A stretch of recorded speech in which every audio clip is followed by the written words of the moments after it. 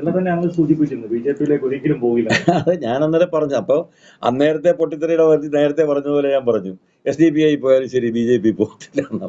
അപ്പൊ തന്നെ ഞാൻ മറുപടി പറഞ്ഞു. അപ്പൊ അതിന് വേറെ മറുപടി, ശബരിമലയിൽ 2 സ്ത്രീകളെ കൊണ്ട് കയറ്റിയത് അതെങ്ങനെയാ കയറിയെന്നൊക്കെ ഉള്ളതൊക്കെ നന്നായിട്ട് അറിയാവുന്നവരെല്ലാവരും. ആരാണ് ശബരിമല പ്രശ്നത്തിൽ സ്ത്രീ പ്രവേശനത്തിന് വേണ്ടി സുപ്രീം കോടതിയിൽ കേസ് കൊടുത്തതെന്ന് എല്ലാവർക്കും അറിയാം. CPM-കാരൊന്നും അല്ലല്ലോ. അപ്പൊ അതിൻ്റെ ഒന്നും പേരിൽ ശബരിമലയുടെ കാര്യത്തിലൊന്നും ആരും എന്നെ വരട്ടാൻ നോക്കണ്ട. 1902 ശബരിമല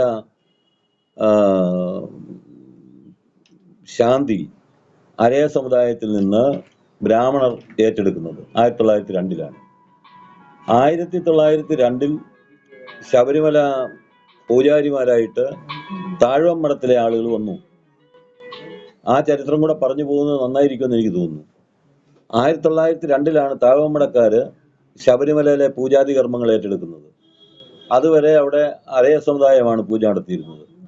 1902 മുതൽ 1907 വരെയുള്ള 5 വർഷക്കാലം താഴ്വമ്മടത്തിലെ പൂജാരികൾ ശബരിമലയിലെ പൂജ നടത്തി കഴിഞ്ഞപ്പോൾ ആരെങ്കിലും ഉപദേശിച്ച് കാണും, അല്ലെങ്കിൽ ചിലപ്പോൾ അന്നത്തെ രാജാധികാര കാലത്ത് എന്തെങ്കിലും തീരുമാനം വന്നു കാണും.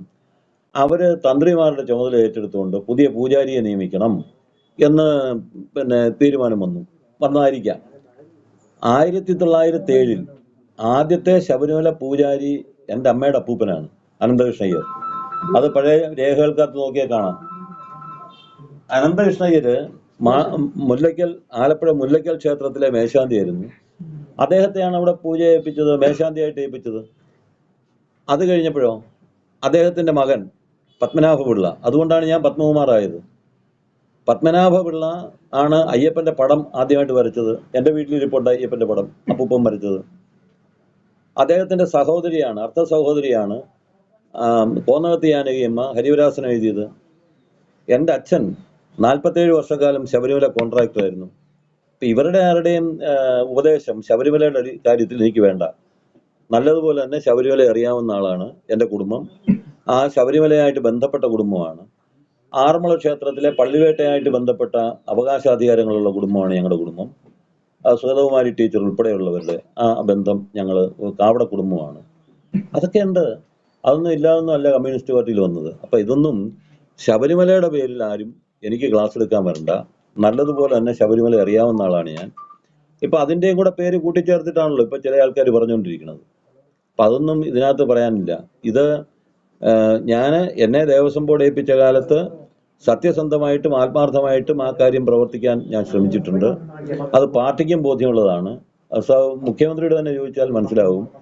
ആ കാലഘട്ടത്തിൽ ഉണ്ടായിട്ടുള്ള പ്രശ്നങ്ങളെ പരിഹരിക്കാൻ ഞാൻ എന്തുമാത്രം ആത്മാർത്ഥമായിട്ട് പ്രവർത്തിച്ചിട്ടുണ്ടെന്ന് മറ്റാർക്കും അറിയത്തില്ലെങ്കിലും അദ്ദേഹത്തിന് അറിയാം. പിന്നെ അന്ന് പറഞ്ഞപ്പോൾ എൻ്റെ വീട്ടിൽ നിന്ന് സ്ത്രീകളാരും പോകത്തില്ല എന്ന് പറഞ്ഞു എന്നുള്ളൊരു വാചകം പിടിച്ചിട്ടാണല്ലോ പിന്നീട് വലിയ തർക്കം ഉണ്ടായത്. അതൊന്നും ഈ പറഞ്ഞ പോലെ ഞാൻ ഈ കാര്യങ്ങളൊക്കെ തുറന്നു പറയുന്ന ആളാണ്. അങ്ങനെ മറച്ചു വെച്ചൊന്നും പുറകിൽ നിന്ന് വെട്ടുന്ന ഏർപ്പാടൊന്നും എനിക്കില്ല. അപ്പോൾ അതുകൊണ്ട് BJP നേതാക്കന്മാർ ഇവിടെ വരിക, അല്ലെങ്കിൽ എന്നെ കാര്യങ്ങൾ ബോധ്യപ്പെടുത്താനൊന്നും ഇപ്പോൾ വന്നു എന്ന് പറയപ്പെടുന്ന 2 നേതാക്കന്മാർ അത്രയ്ക്കൊന്നും ആയിട്ടില്ല എന്നാണ് എൻ്റെ വിനീതമായിട്ടുള്ള അഭിപ്രായം.